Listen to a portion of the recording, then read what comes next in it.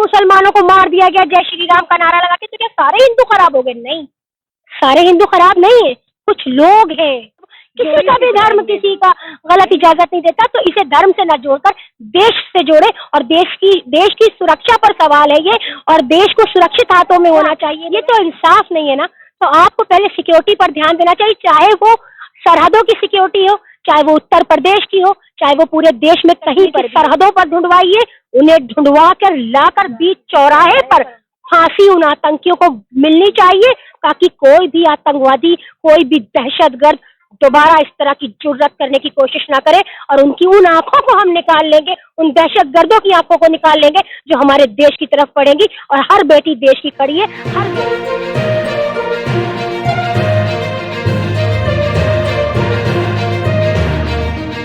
जम्मू कश्मीर के जो आतंकवादी हमले हैं, इसको कैसे आप देखती हैं?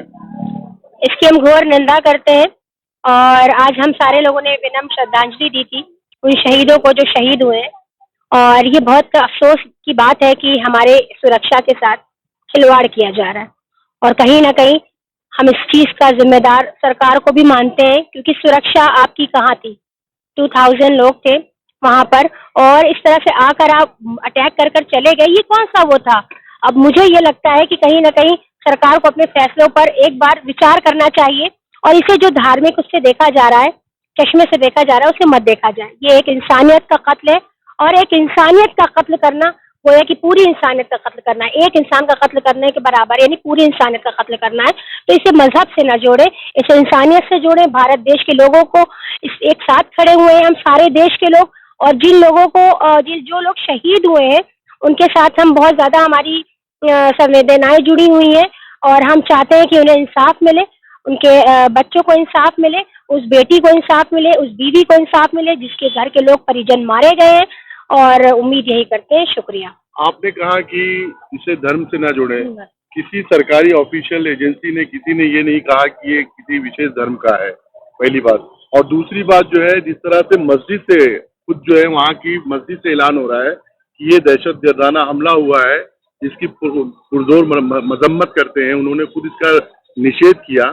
तो ऐसे में कैसे आप कहती हैं कि कुछ कट्टरपंथी हैं जो इसे धर्म से जोड़ रहे हैं, लेकिन कोई शीर्ष नेता चाहे सरकार में हो, किसी ने अभी तक ये नहीं कहा कि मुसलमान मतलब मजहब का ये कुछ इसमें लेना है, क्योंकि मजहब में तो ऐसा कुछ है नहीं इस्लाम धर्म में। देखिए, इस्लाम धर्म में ये है कि आप किसी को मार नहीं सकते, किसी को तकलीफ नहीं पहुंचा सकते, हाथ से तो दूर की बात, जुबान से भी आप किसी को तकलीफ नहीं पहुंचा सकते।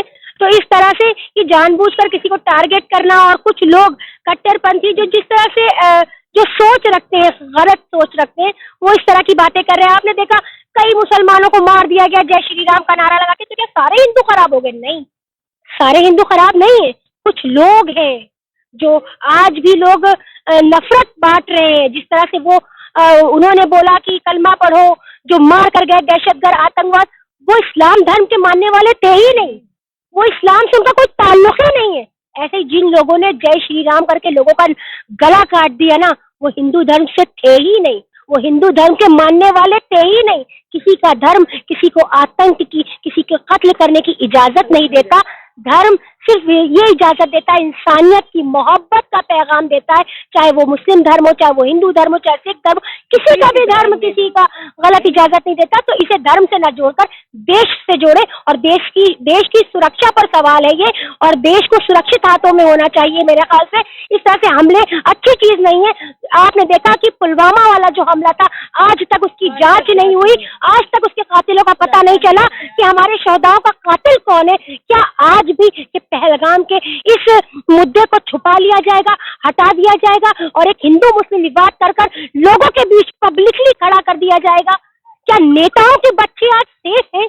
आराम से वो विदेशों में पढ़ते हैं, वो सेफ है? आज हम आम इंसान कीड़े मकोड़े हो गए, जिसका भी जी आएगा मार देगा, गोली चला देगा। ये सिक्योरिटी लैब्स है, पूरा देश कह रहा है, यहाँ तक कि अधिकारी भी इसको जो है एक्सेप्ट कर रहे हैं, सिक्योरिटी लैब्स है। लेकिन ऐसे में आप जो है, हमारी सिक्योरिटी एजेंसियां, जितनी भी एजेंसियां इस पे काम करती हैं सिक्योरिटी को लेकर देश की, उनको क्या अपील करना चाहेंगी? ये लैब्स तो है। देखिए, बिल्कुल सिक्योरिटी होनी चाहिए। आप अमित शाह जी मानते गृह मंत्री, मानते प्रधानमंत्री, मानते मुख्यमंत्री, आप उन्हें इतनी सिक्योरिटी देते हैं, और हमारे ही वोट से नेता बनते हैं। हमारे ही वोट से विधायक बनते, हमारे ही वोट से मंत्री बनते, और हम कुछ नहीं आपके लिए, हमारी सिक्योरिटी कुछ नहीं। हमारी सरहद में कोई भी घुस के आ जाएगा, घुसपैठिया, और हमारे ऊपर गोली दाग देगा और हम खड़े देखते रह जाएंगे। हमारे भाइयों को मार के चला जाएगा, हमारी बहनों को मार के चला जाएगा। वो भी हमारी भाई बहनें थे जो मरे, और हम उनके लिए बहुत इस बात का दुख है हमको, लेकिन हम जिसको वोट दे रहे हैं वो सिक्योरिटी ले रहा है और जनता की कोई सिक्योरिटी नहीं। वाह, ये तो इंसाफ नहीं है ना। तो आपको पहले सिक्योरिटी पर ध्यान देना चाहिए, चाहे वो सरहदों की सिक्योरिटी हो, चाहे वो उत्तर प्रदेश की हो, चाहे वो पूरे देश में कहीं पर भी हो, आपको सुरक्षा देनी होगी। पहलगाम की जो लोग हैं, वहाँ के लोग, खासकर कश्मीरी लोगों ने अपने दरवाजे जो है वहाँ के पर्यटकों के लिए खोल दिए। कैसे देखती हैं आप, क्योंकि वहाँ पे लोगों का कारोबार ही पर्यटन है, ऐसे में इस तरह के हादसे उनकी रोजी रोटी पे भी बहुत असर पड़ता है। कैसे देखती हैं मस्जिदों से वो लोग ऐलान ऐसा करते हैं जैसे उनके ऐलान में ही उनका दर्द झलक रहा हो। बेशक ये देखा गया, ऐलान हुए मस्जिद से, और कई पर्यटकों को वो जिस तरह से लाद कर अपने कंधों पर बचा कर ले गए। तो ये चीजें देखनी चाहिए देश को। मुझे लगता है कि देश को अब एकजुट होना चाहिए। सुरक्षा के सवाल खड़े होते हैं, हम सुरक्षित नहीं है, आज हम अपने देश में रहकर सुरक्षित नहीं है। क्या मामला है आखिर कि देश में सुरक्षा नहीं है, अपने सरहदों पे सुरक्षा नहीं है। कल को चाइना भी आ जाएगा और धड़ाधड़ हम पर गोलियां चला देगा, तब हम क्या कर लेंगे? तो सवाल तो सरकार पर उठता है, तो सरकार को कड़े फैसले लेने चाहिए। और उम्मीद है, हम ये भी कहते हैं, हमारे प्रधानमंत्री जी ने कहा था जब पुलवामा अटैक हुआ था कि हम जवाब देंगे करारा, लेकिन अब तक कोई जवाब नहीं हुआ। लेकिन हम ये चाहते हैं इस बार करारा जवाब मिले और सरकार खदेड़े उन आतंकियों को, उन आतंकवादियों को, उन दहशतगर्दों को खदेड़े सरकार और उनको करारा जवाब दे। और इस बार करारा जवाब जरूर मिलना चाहिए, वरना उनकी हिम्मत और बढ़ जाएगी। उनकी हिम्मत को नाकाम करने के लिए आपको ईंट का जवाब पत्थर से देना होगा। शुक्रिया, जय हिंद, जय भारत। हमारे भारत की एजेंसियां, चाहे थल सेना हो, जल सेना हो, वायु सेना हो, इनके प्रमुखों से और खासकर एजेंसियों से क्या अपील करेंगी सुरक्षा को लेकर? देखिए, हम ये चाहते हैं बिल्कुल हर तरह की सुविधा, सारी चीजें रोक दी जाए। वीजा तो जो रोका गया है वो सारी चीजों को रोक दिया जाए, और एक जवाब, एक मैसेज हमारे प्रधानमंत्री को देना चाहिए।